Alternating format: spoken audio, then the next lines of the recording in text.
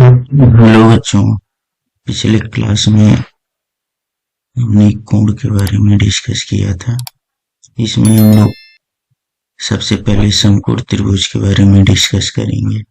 समकोण त्रिभुज में तीन भुजाएं जिनको कोण, आधार और लंब कहते हैं।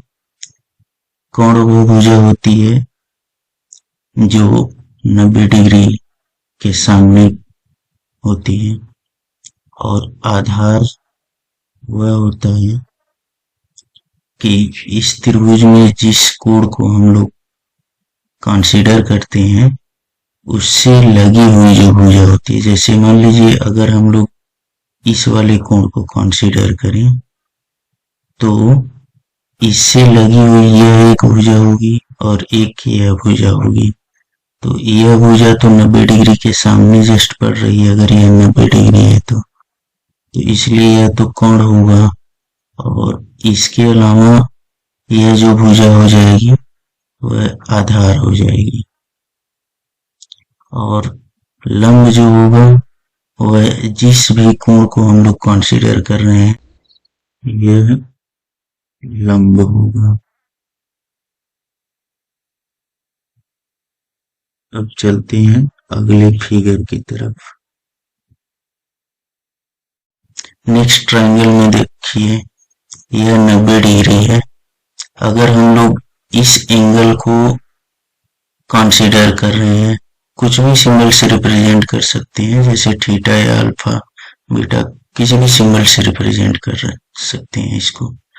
तो 90 डिग्री के सामने की भुजा तो कोण होगी और फिर अगर इस एंगल को हम लोग कंसीडर कर रहे हैं तो इससे लगी हुई जो भुजा होगी उसको हम लोग आधार कहेंगे और इसके अपोजिट जो भुजा होगी वह हमारा लंब होगा। ऐसा नहीं होगा कि जो भुजा नीचे है वही आधार होगा और जो भुजा खड़ा है वही लंब होगा।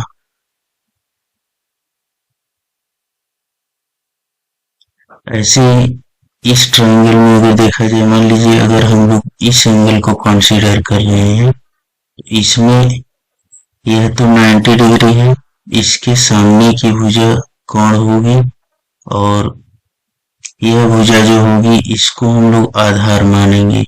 ऐसा इसलिए क्योंकि हम इस एंगल को कंसीडर कर रहे हैं।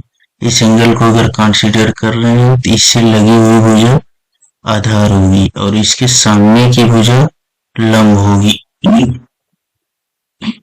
ऐसे ही अगर यह ट्रायंगल लिया जाए, इसमें अगर इस एंगल को हम कंसीडर कर रहे हैं, मान लीजिए हम इसमें इसको अल्फा से दिखा रहे हैं और ये हमारा 90 डिग्री है, तो इसके अपोजिट भुजा यह कोण होगा और अगर इस एंगल को हम लोग कंसीडर कर रहे हैं तो यह जो भुजा होगी वह आधार होगी और इस एंगल को अगर कंसीडर कर रहे हैं तो यह भुजा जो होगा वो हमारा लंब होगा। अगर सपोज करिए इस एंगल को अगर हम लोग कंसीडर करते, यहाँ पे अगर इसको हम कंसीडर करते तो इसके अकॉर्डिंग यह तो कोण होगा ही होगा क्योंकि यह 90 डिग्री के सामने है, लेकिन यह जो भुजा होगी इस एंगल के लिए, इस बीटा एंगल के लिए यह भुजा आधार होगी और यह भुजा जो होगी वह इसके जस्ट अपोजिट पड़ रही है, तो इस एंगल के लिए यह लंब होगा। ठीक, फिर से यहाँ पे मैं रिपीट कर रहा हूँ कि अगर इस एंगल को हम लोग कंसीडर कर रहे हैं, इस एंगल को, तो यह भुजा आधार मानी जाएगी और यह भुजा लंब मानी जाएगी। और ऐसे ही अगर सपोज करिए इस एंगल को हम लोग कंसीडर करते तो यह तो कोण रहेगा ही रहेगा, लेकिन यह जो भुजा हो जाएगी तब आधार मानी जाएगी इस एंगल के लिए और यह क्या हो जाएगा, यह हमारा लंब हो जाएगा। तो इतना आप लोग याद रखेंगे ट्रायंगल में कि ट्रायंगल किसी भी तरह से, किसी भी शेप में हो, अगर 90 डिग्री का है तो उसमें सामने वाला जो भुजा होगा वह कोण होगा और जिस अगर कोई एंगल हम सेलेक्ट करते हैं तो उसके अकॉर्डिंग हमारा आधार और लंब डिसाइड होगा।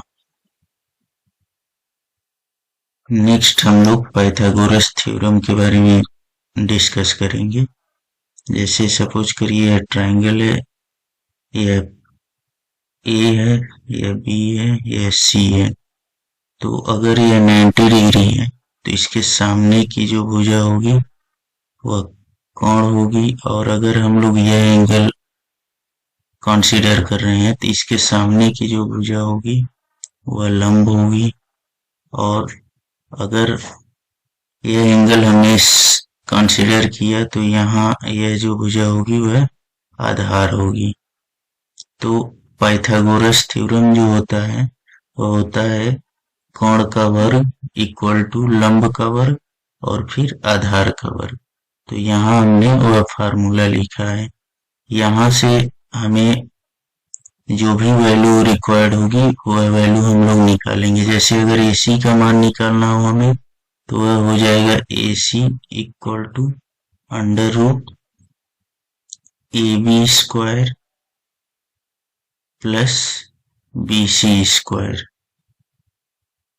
ऐसे ही अगर हमें AB का मान निकालना हो तो यह उस साइड जाएगा, माइनस हो जाएगा, और यह रूट हो जाएगा। डायरेक्ट आप लोग इसके बारे में पढ़े होंगे। AB equal to under root AC square minus BC square.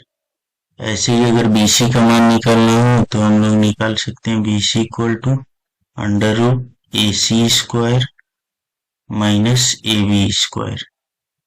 चलिए कुछ एग्जाम्पल देखते हैं, इस पे थोड़ा सा प्रैक्टिस कर लेंगे। जैसे यहाँ पर दिया हुआ है कि यदि आधार 3 सेंटीमीटर लंब 4 सेंटीमीटर है तो कोण का मान निकालिए। तो कोण इक्वल टू क्या हो जाएगा? कोण इक्वल टू हो जाएगा अंडर रूट आधार का वर्ग प्लस लंब का वर्ग। यहाँ पे वैल्यू रख देंगे। आधार कितना है? आधार 3 है तो 3 का वर्ग प्लस लंब है 4 तो 4 का वर्ग। यहाँ से हो जाएगा हमारा यह 9 हो जाएगा और 4 का वर्ग 16 हो जाएगा। यह टोटल अगर जोड़ेंगे तो यह 25 हो जाएगा। यहाँ से हमारा क्या मिल जाएगा? 5 सेंटीमीटर में। अगर दिया है यूनिट तो सेंटीमीटर में, मतलब कोण जो हमारा हो जाएगा वह 5 सेंटीमीटर हो जाएगा।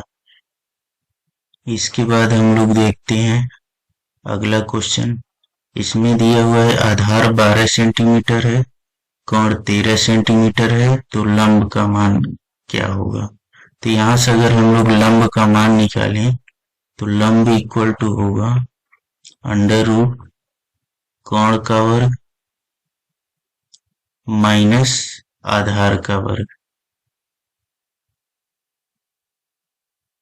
तो यहाँ पे हम लोग लिख देंगे कोण जो है वह 13 सेंटीमीटर है तो 13 का वर्ग माइनस आधार जो है वह 12 सेंटीमीटर है तो यहाँ से लिख देंगे 12 का वर्ग इक्वल टू 13 का वर्ग जो होता है वह 169 होता है और माइनस 12 का वर्ग होता है 144। तो यहाँ से यह घटाने के बाद हमें मिल जाएगा 25। तो 25 का जो रूट होता है वह कितना होता है? 5। मतलब लंब कितना हो जाएगा हमारा? 5 सेंटीमीटर। नेक्स्ट हम लोग देखते हैं, यहाँ पे अगला क्वेश्चन है कि कोण दिया हुआ है 25 सेंटीमीटर, लंब दिया हुआ है 24 सेंटीमीटर, तो आधार का मान हमें निकालना है। तो ऐसे ही पाइथागोरस थ्योरम से हम लोग देख लेंगे। आधार इक्वल टू होता है कोण का वर्ग माइनस लंब का वर्ग। यह मैं जल्दी जल्दी बता रहा हूँ, ये वो इसलिए क्योंकि आप लोग, मैं मान के चल रहा हूँ कि थोड़ा बहुत पाइथागोरस थ्योरम पढ़े होंगे पिछली कक्षाओं में। यहाँ पर हो जाएगा 25 का वर्ग माइनस या 24 का वर्ग। तो 25 का वर्ग हो जाएगा 625 और 24 का वर्ग हो जाएगा 576, यह आप लोग निकाल लेंगे। यहाँ से हो जाएगा 625 में से 576 अगर घटाते हैं तो हमारे पास बचेगा 49। 49 जो है, 49 का रूट होता है 7। यह सेंटीमीटर में अगर यूनिट है तो सेंटीमीटर आप लोग लिख लेंगे। अब हम लोग डिस्कस करेंगे त्रिकोणमितीय अनुपात के बारे में। यहाँ पे बेसिक चीजें यह जानेंगे कि त्रिकोणमिति होता क्या है। तो त्रिकोणमिति मतलब होता है, कहीं कहीं माना जाता है कि तीन कोणों के आपसी अनुपात को त्रिकोणमितीय अनुपात बोलते हैं, और कहीं कहीं माना जाता है कि तीन कोणों से बने त्रिभुजों के भुजाओं के आपसी अनुपात को त्रिकोणमितीय अनुपात कहते हैं। यहाँ पे यह मानना है कि जैसे मान लीजिए यहाँ पे यह तीन भुजाएं हैं एक समकोण त्रिभुज के लिए। अच्छा, हम लोग त्रिकोणमितीय अनुपात के लिए समकोण त्रिभुज ही क्यों चूज करते हैं? इसके पीछे एक बहुत बड़ा रीजन यह है कि समकोण त्रिभुज ही ऐसा त्रिभुज है कि जिसमें भुजाएं डिसाइड की जा सकती हैं कि कौन क्या हो सकता है। जैसे 90 डिग्री के सामने की भुजा हमेशा कोण ही होगा, यह कभी चेंज नहीं होगा। और इसमें अगर किसी एंगल को हम लोग कंसीडर कर रहे हैं तो उसके हिसाब से भी भुजाएं फिक्स हो जाती हैं। अगर इस एंगल को हम लोग कंसीडर कर रहे हैं तो यह हमेशा आधार होगा। जिस भी एंगल को हम लोग कंसीडर करेंगे वह आधार होगा, और उसके सामने, उस एंगल के सामने, जैसे थीटा है, इसके सामने की भुजा लंब होगी। यह हमेशा होगा कि जब भी हम लोग कोई समकोण त्रिभुज देख रहे हो उसमें 90 डिग्री के सामने की भुजा कोण होगी, और जिस एंगल को हम लोग कंसीडर कर रहे हैं उससे लगी हुई भुजा वह हमेशा आधार होगी, और उसके सामने की भुजा लंब होगी। अगर इस एंगल को हम लोग कंसीडर करते हैं इसको, तो यह कोण तो होगा ही, लेकिन इसके केस में यह आधार हो जाएगा और यह वाला जो भुजा होगा वह लंब हो जाएगा इस एंगल के रिस्पेक्ट में। तो अब चलिए हम लोग यहाँ पर देखेंगे कि ट्रिग्नोमेट्री अनुपात क्या होते हैं। तो जैसे यह भुजाएं हैं, मान लीजिए यह ए हो गया, यह बी हो गया, यह सी हो गया, यह एक भुजा ए बी है, यह ए सी है, यह बी सी है। तो इन्हीं के आपसी अनुपात को ही त्रिकोणमितीय अनुपात बोला जाता है। जैसे इनसे टोटल कितने अनुपात बनेंगे? तो एक अनुपात बनेगा यह अपान यह, मतलब लंब बट्टे कोण। एक क्या बनेगा? लंब बट्टे आधार। फिर क्या बनेगा? आधार बट्टे लंब। फिर कोण बट्टे लंब। फिर लंब बट्टे आधार और आधार बट्टे लंब। यह टोटल 6 अनुपात बनेगा इस त्रिभुज से। तो इन्हीं को अलग अलग नामों से हम लोग नामकरण कर देते हैं। जैसे हम लोग मैथ में लिखते हैं, जैसे हम लोग स्पेशली लिखते हैं साइन, SINE, लेकिन मैथ में थोड़ा छोटा करके यूज किया जाता है इसी को, SIN बस। अच्छा, साइन का जो हिंदी अर्थ होता है वो होता है ज्या।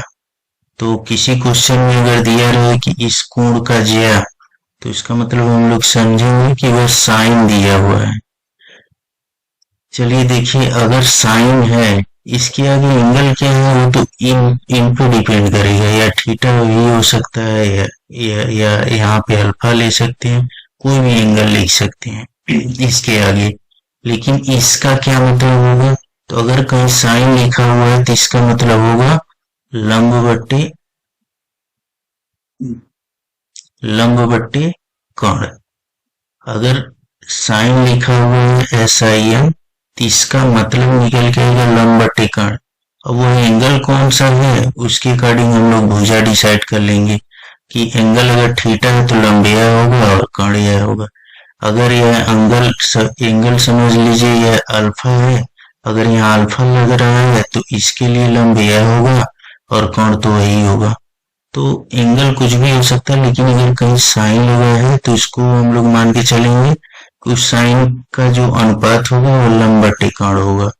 ऐसे ही अगर कॉस है तो कॉस का अनुपात क्या होता है, वह होता है आधार बटे कर्ण।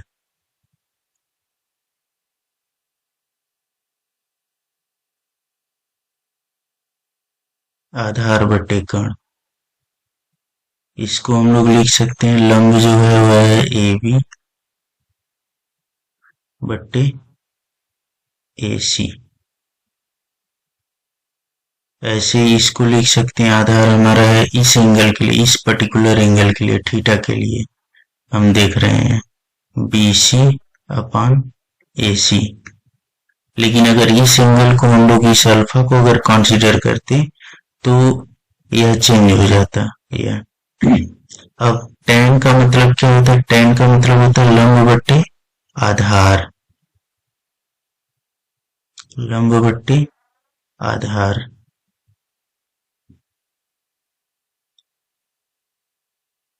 अब अगर यह एंगल हम लोग कंसीडर कर रहे हैं थीटा को, tan के साथ अगर थीटा लगा दे रहे हैं हम लोग, तो लंब हमारा ए बी होगा और आधार हमारा बी सी होगा।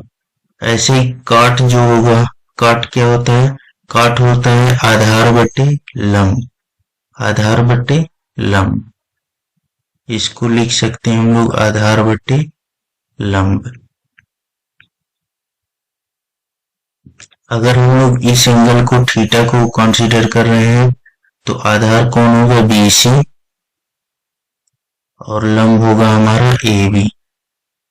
फिर सेक क्या होता है, सेक होता है कोण बटे आधार। सेक का मतलब होता है कोण बटे आधार। अगर थीटा को एंगल हम लोग कंसीडर कर रहे हैं तो कोण होगा हमारा एसी और आधार क्या होगा, आधार हमारा होगा बीसी। नेक्स्ट हमारा क्या है, कोसेक है। कोसेक का मतलब क्या होगा, यह होगा कोण बटे लंब। यहाँ पे लिख देंगे कोण बटे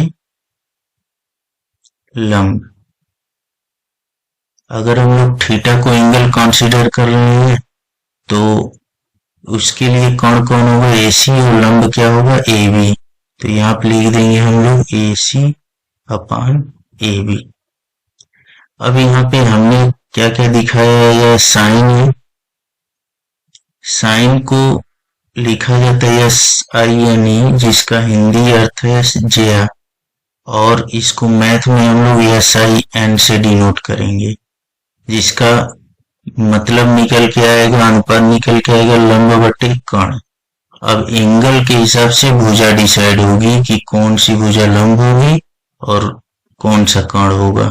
ऐसे ही कोसाइन है, कोसाइन का हिंदी अर्थ है कोज्या, और इसको शॉर्ट में मैथ में हम लोग कॉस से डिनोट करते हैं, और इसका मतलब निकल के आता है आधार बटे कर्ण। यह कॉस जो है आधार बटे कर्ण अनुपात देता है। ऐसे ही यह टेंजेंट, टेंजेंट का हिंदी अर्थ है स्पर्शज्या, और इसको मैथ में हम लोग tan से डिनोट करते हैं, और इसका जो मतलब निकल के आता है लंब बटे आधार अनुपात। यह डिपेंड करता है कि कौन सी एंगल हम लोग कंसीडर कर रहे हैं, उसके अनुसार यह लंब और आधार डिसाइड होगा। ऐसे ही है कोटेंजेंट। तो कोटेंजेंट का अर्थ होता है हिंदी कोटि स्पर्शज्या। इसको शॉर्ट में हम लोग स्टार्ट का 3 अक्षर कॉट से डिनोट करते हैं। देखिए सब में स्टार्ट का 3 अक्षर ही लिया गया है, लेकिन इधर थोड़ा अंतर आ जाएगा लास्ट में। यहाँ पे है सेकेंड, सेकेंड का जो हिंदी अर्थ होता है वो कोटिज्या, और इसको लिखते हैं सेक से।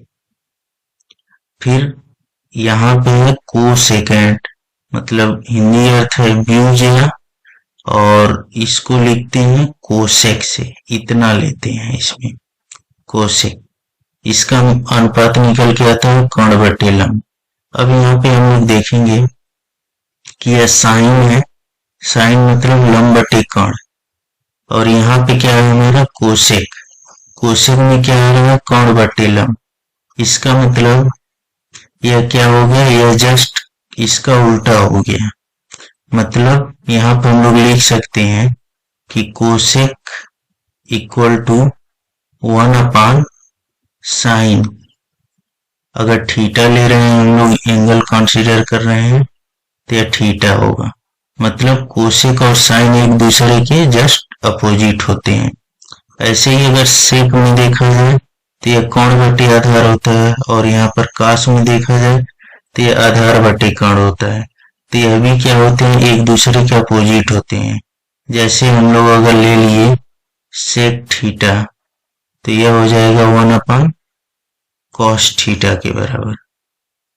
ऐसे ही कॉट और टैन में रिलेशन होता है कि अगर यह देखा जाए टैन जो है लंब बटे आधार है, कॉट है आधार बटे लंब, तो यह भी जस्ट उल्टा होता है।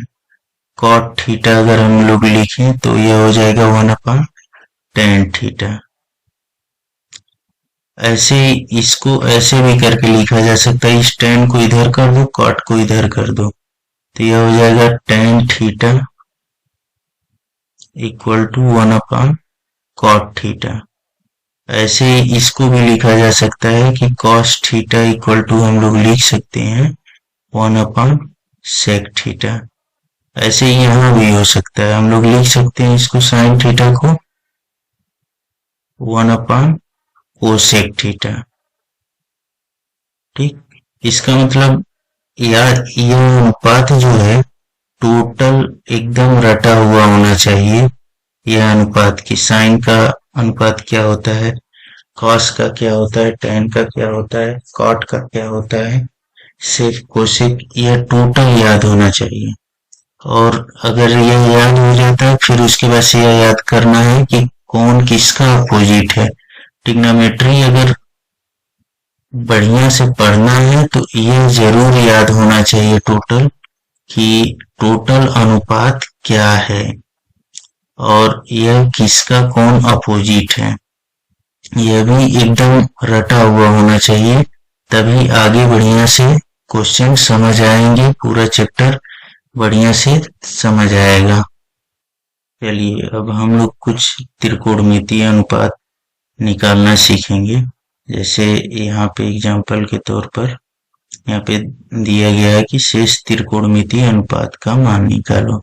जैसे यहाँ पे पहला क्वेश्चन है कि यदि साइन ए इक्वल टू 2/3, तो चलिए एक ट्रायंगल हम लोग बना लेते हैं। यहाँ पे मान लीजिए हमने ले लिया ए, बी और सी, यह एक समकोण त्रिभुज है। इस एंगल को मान लीजिए हमने ले लिया ए, तो इस एंगल के लिए कौन भुजा क्या होगा वह हम लोग डिसाइड करेंगे। जैसे ये 90 डिग्री अगर हम ले रहे हैं तो इसके सामने की भुजा जो होगी वह कोण होगी। और अगर यह एंगल ए हमने ले लिया तो इसके जस्ट अपोजिट जो होगा वह लंब होगा, और इससे लगा हुआ जो भुजा होगा वह आधार होगा।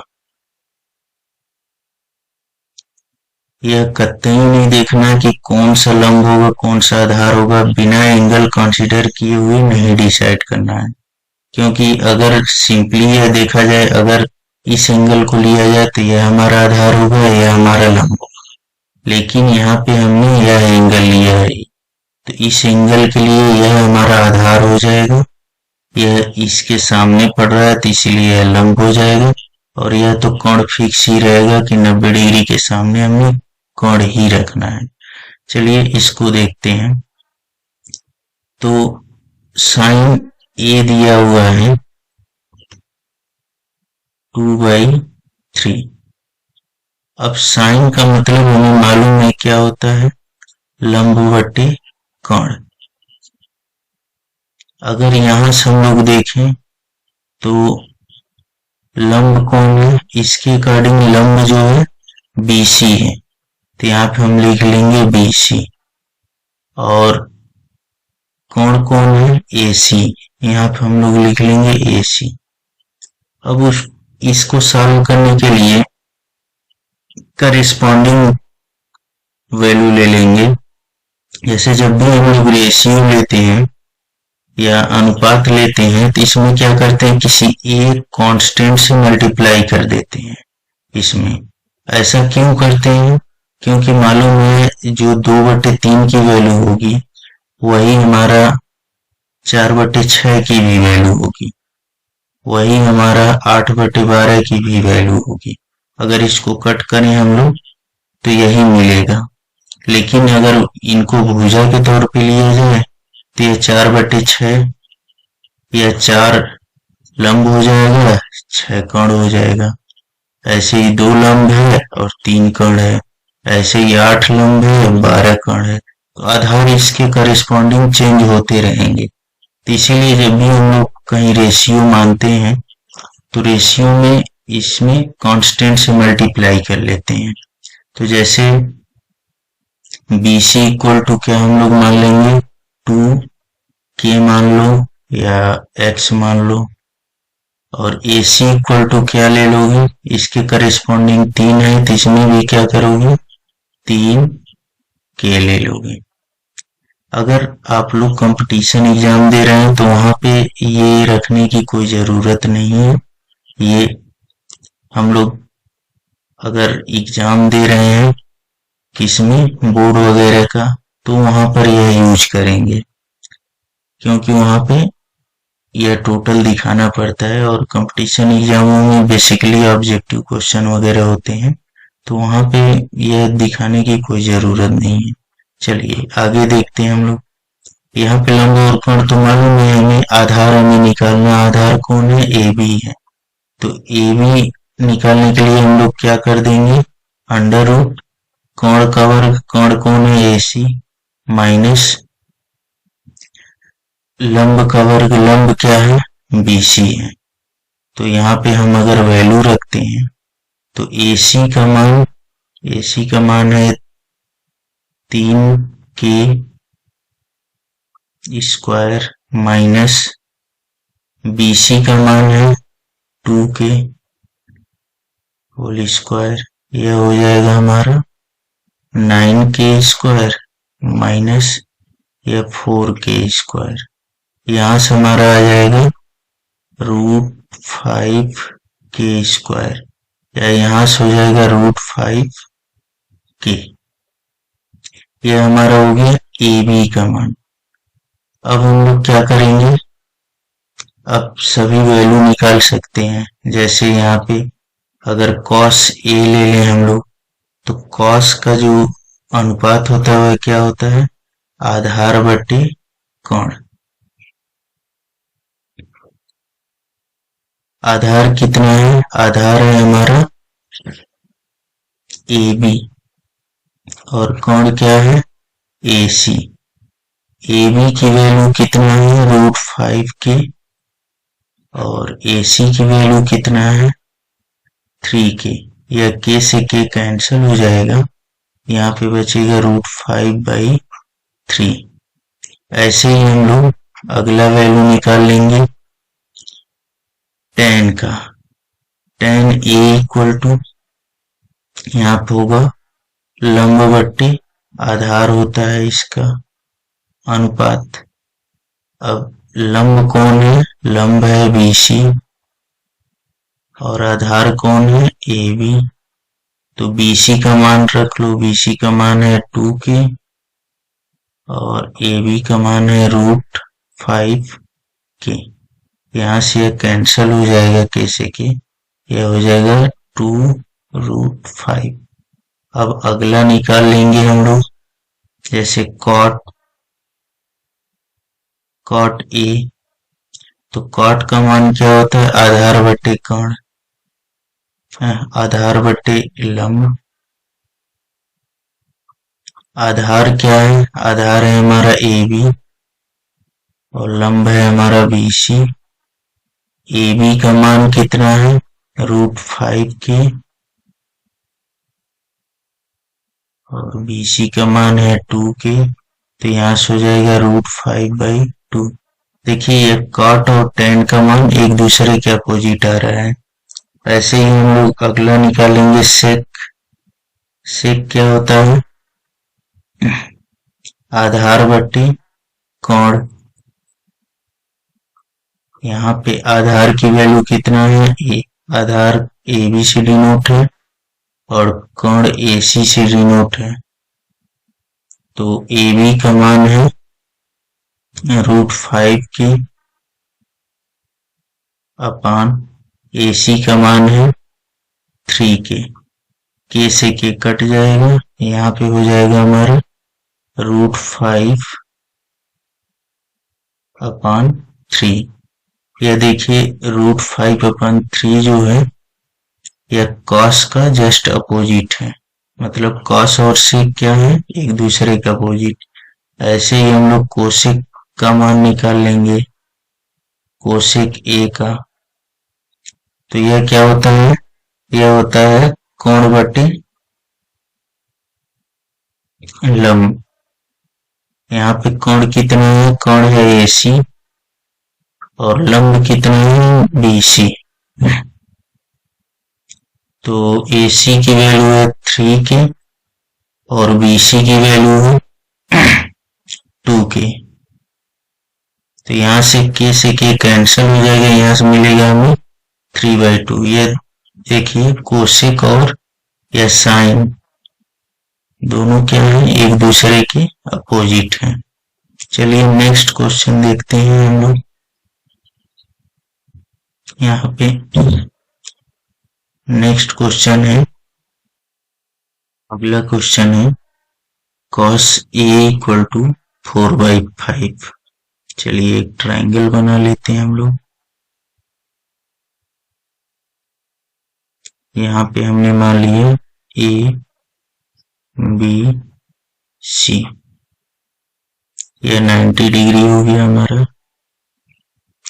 अगर यह 90 डिग्री है तो यह कोण होगा, और अगर यह ए है तो अगर इसको ए हमने मान लिया कोण, तो यह हमारा इससे लगा हुआ भुजा है तो यह हो जाएगा आधार, और इसके सामने की जो भुजा होगी वह हो जाएगी लंब।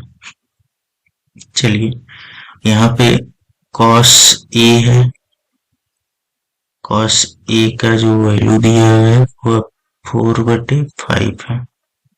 अब cos का जो अनुपात होता है वह क्या होता है, आधार बटे कोण होता है। अब यहाँ पर देखिए आधार कौन है, आधार है हमारा AB। इस एंगल के अकॉर्डिंग मैं कंसीडर कर रहा हूँ, अगर यह एंगल हम मानते तो आधार यह हो जाता। यह एंगल हमने ए माना है तो इसके लिए आधार यह होगा और इसके सामने हमेशा लंब होगा। तो यहाँ पर हो जाएगा AB आधार और कोण हो जाएगा AC। अब मैंने बताया पिछले क्वेश्चन में कि जब भी हम लोग अनुपात का वैल्यू लेते हैं तो अलग अलग उसमें कांस्टेंट से किसी एक कांस्टेंट से मल्टीप्लाई कर देते हैं। ऐसा क्यों करते हैं वह मैं समझाया था कि यह मिनिमम वैल्यू होता है अनुपात में लिया जाता है। चलिए AB को हम लोग क्या मान लेंगे, इसमें किसी एक कांस्टेंट से मल्टीप्लाई कर देंगे, और ऐसे ही AC जो है उसके करिस्पॉन्डिंग 5 है तो यहाँ पर क्या करेंगे 5 की कर देंगे। के का मल्टीप्लाई बेसिकली हम लोग हमेशा बोर्ड वगैरह के एग्जाम में ही करेंगे। अगर कोई कंपटीशन एग्जाम देना हो तो कोई जरूरत नहीं है कि यूज करने के लिए, वहां पे डायरेक्ट अगर यूज करेंगे आप लोग तो वैल्यू वही मिलेगा। चलिए यहाँ पे हमें क्या क्या मालूम है, आधार मालूम है, कोण मालूम है, तो हम लंब निकालेंगे। लंब क्या है, BC है। तो BC का मान निकालने के लिए हम लोग क्या करेंगे, कोण का वर्ग, कोण जो है वह है AC माइनस आधार है AB, AB का वर्ग। यहाँ पर हम लोग वैल्यू रख देंगे। BC का वैल्यू है, AC का वैल्यू है 5K² माइनस AB का वैल्यू है 4K²। यहाँ से हो जाएगा हमारा 25K² माइनस यह हो जाएगा 16 के स्क्वायर। यहाँ पर अगर हम लोग घटाते हैं तो यह हो जाएगा 9 के स्क्वायर। फिर यह जब रूट हटेगा तो यह हो जाएगा 3 के। अब नेक्स्ट सभी ट्रिग्नोमेट्री रेशियो हमें निकालना है, तो साइन ए लिख देंगे हम लोग। साइन ए इक्वल टू क्या होगा, साइन का रेशियो होता है लंब बट्टे कोण। यहाँ पे लंब कितना है, लंब है हमारा BC और कोण कितना है AC। तो BC की वैल्यू है 3K और AC की वैल्यू है 5K। तो यहाँ से कितना आ जाएगा 3/5। कॉस तो हमें मालूम नहीं है। नेक्स्ट हम लोग निकाल लेंगे tan ए। tan का रेशियो क्या होता है, तो वह होता है लंब बट्टे आधार। लंब कितना है हमारा, लंब इस ट्रायंगल के हिसाब से है BC और आधार हमारा है AB। BC का मान कितना है, BC का मान है 3K और AB का मान है हमारा 4K। यह K से K कैंसिल होगा तो यह हमारा बच जाएगा 3/4। नेक्स्ट हम लोग क्या निकालेंगे, कॉट की वैल्यू। कॉट क्या होता है, आधार बट्टे लंब। अब इस ट्रायंगल के हिसाब से आधार है हमारा AB और लंब है हमारा BC। AB का वैल्यू क्या है 4K और BC का वैल्यू है 3K। यहाँ से हो जाएगा यह वैल्यू 4/3। देखिए यह 3/4 है या 4/3 है, मतलब यह दोनों क्या है, एक दूसरे के अपोजिट है। नेक्स्ट हमारा हो जाएगा सेक। सेक क्या होता है, कोण बट्टे आधार। इस ट्रायंगल के हिसाब से कोण का मान कितना है, कोण जो है AC भुजा हो जाएगी और आधार हमारा AB भुजा हो जाएगी। AC का मान कितना है, AC का मान है 5K और AB का मान है 4K। यहाँ से कितना आ जाएगा 5/4। ये देखिए कॉस का 4/5 है, सेक का 5/4 है, मतलब ये दोनों एक दूसरे के अपोजिट है। फिर कोसेक ए, इसका क्या होता है, इसका होता है कोण बट्टे लंब। यहाँ कोण का भुजा कौन सा है, AC कोण है और लंब जो है BC। AC का वैल्यू कितना है 5K और BC का वैल्यू कितना है 3K। यह हो जाएगा हमारा 5/3। यह कोसेक जो है साइन का उल्टा होता है, तो इसलिए यह 3/5 है, यह 5/3 है। नेक्स्ट क्वेश्चन हम लोग देखते हैं। अगला क्वेश्चन है, यदि cot अल्फा इक्वल टू 3, तो हमें सभी त्रिकोणमितीय अनुपात का मान निकालना है। तो यहाँ पर भी क्या करेंगे, एक त्रिभुज हम लोग बना लेंगे। यहाँ पर अगर सपोज करिए इसको हम अल्फा ले रहे हैं, यह हमारा 90 डिग्री है, तो इसके सामने हमारा कोण हो जाएगा और यह एंगल अगर हमने अल्फा ले लिया है तो यह हमारा आधार हो जाएगा। जिस एंगल को भी हम लोग सेलेक्ट करेंगे उससे लगी हुई भुजा आधार होगी और उसके सामने वाली भुजा लंब होगी। यह हमेशा याद रखना है। भले ही अगर अल्फा हम लोग यह लेते तो यह भुजा जो है लंब होती और यह भुजा आधार होती। यहाँ पर हमने यह कोण सेलेक्ट किया है तो इससे लगी हुई भुजा आधार होगी और इसके सामने लंब होगा। सपोज करिए इसको हम A मान लिए, या B मान लिए, या हमने C मान लिया। अब हम लोग यहाँ पर यह अल्फा सिंबल यूज किया है तो उसे बिल्कुल घबराना नहीं है। सिंबल कुछ भी यूज हो सकता है, मैं पहले ही बताया था, थोड़ा अलग दिखने के लिए यह सब यूज किया जाता है। चलिए इसको सॉल्व करते हैं। कॉट अल्फा इक्वल टू 3 है। इसको हम लोग 3/1 रेशियो के टर्म में लिख सकते हैं। कॉट का मतलब क्या होता है? मैंने बताया था कि कॉट किस रेशियो को कहते हैं? आधार बटे लंब को। आधार बटे लंब को हम लोग कॉट बोलते हैं। यह हमेशा याद रखना है कि रेशियो किसका क्या होता है। ठीक, और मान जो है भुजा वह एंगल के अकॉर्डिंग बदलेगा। किस एंगल को हम लोग कंसीडर करेंगे उसके अकॉर्डिंग लंब और आधार होते रहेंगे। लेकिन अनुपात यह फिक्स होगा कि कॉट का मतलब क्या है, कौन से अनुपात को कॉट हम लोग कहते हैं।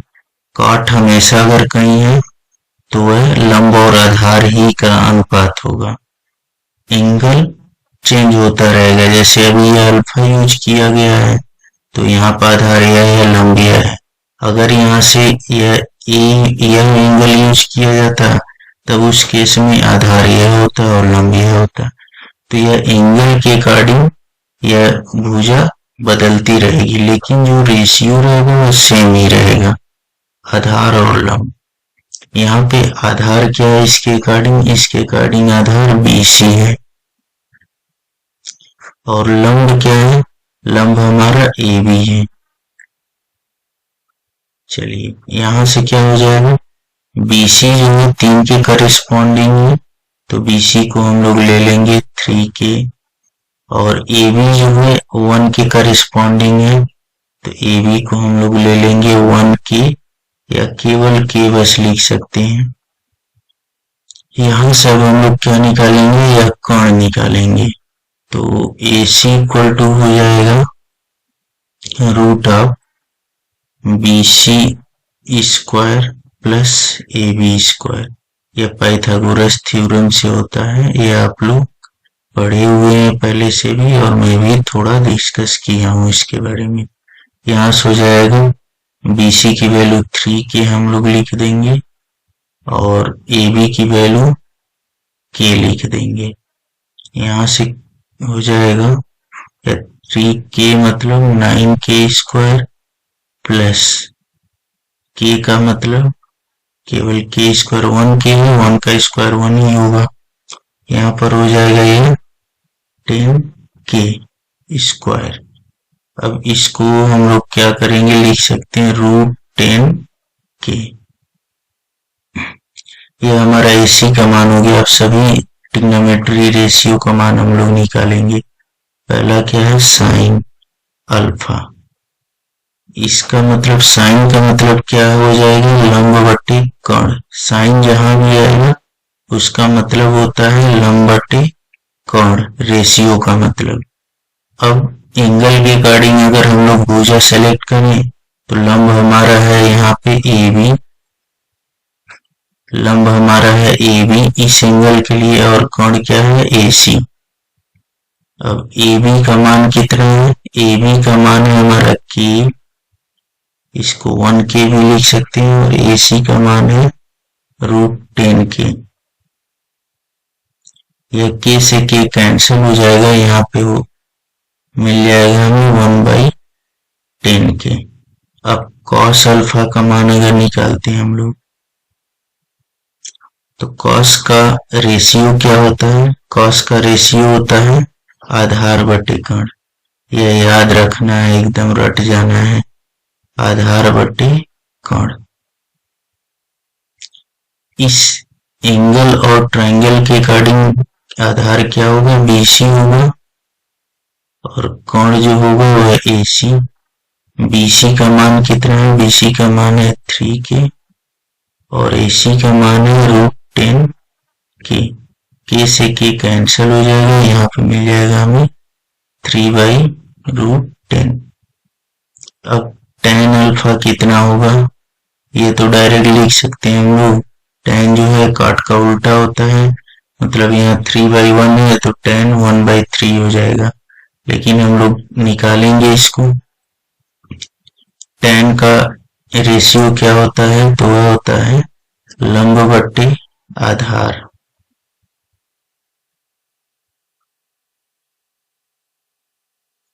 लंब कितना है यहाँ पे, लंब है ए बी, आधार है हमारा बी सी। ए बी की वैल्यू क्या है, ए बी की वैल्यू है के और बी सी की वैल्यू है 3 के। यहाँ से हमारा क्या मिल जाएगा, 1/3। यह के से के कैंसिल हो जाएगा, यहाँ पे 1 छिपा रहता है। अब उसके बाद सेक कॉट का हमें मालूम नहीं है, नेक्स्ट क्या होगा, सेक। सेक की वैल्यू, सेक अल्फा। सेक का रेशियो क्या होता है, कॉस का जस्ट उल्टा, कोण अपन आधार। और यहाँ पे कोण क्या है, कोण है ए सी, आधार है बी सी। तो कोण का जो मान है वह है √10 के, और बी सी का जो मान है वह है हमारा 3 के। यहाँ से मिल जाएगा हमें, के से के कट करेंगे तो √10/3। यह किसका उल्टा है, यह कॉस का उल्टा है, कोसेक। कोसेक का जो रेशियो होता है वह क्या होता है, कोण बटे लंब। इस ट्रायंगल के अकॉर्डिंग कोण कौन है, ए सी, और लंब है हमारा ए बी। ए सी की वैल्यू है √10 के और ए बी की वैल्यू है के। यहाँ पे के से के कट करेंगे तो यहाँ पे बचेगा √10/1, मतलब केवल हमें क्या मिल जाएगा, √10 कोसेक का। तो यह देखिए इसका जस्ट उल्टा है। इसका मतलब ये है कि साइन का उल्टा कोसेक होता है और कॉस का उल्टा सेक होता है, टैन का उल्टा कॉट होता है। यह आप लोग याद रखेंगे। हम लोग धीरे धीरे ऐसे ही करके थोड़ा लेवल टफ करते हुए जाएंगे। इसी आधार पर कुछ एग्जाम्पल मैं दे रहा हूँ जिसको आप लोग सॉल्व करके प्रैक्टिस कर लेंगे। शेष त्रिकोणमितीय अनुपात का मान निकालो। यहाँ पे है sine A equal to 11/5, tan theta equal to 8/15, cot theta equal to 4/3, cosec alpha equal to 2। इन सब का मान आप निकाल करके थोड़ा सा प्रैक्टिस इस पे कर लीजिएगा, ताकि आगे जब थोड़ा लेवल और टफ होगा तो उसमें आप लोगों को प्रॉब्लम नहीं होगी।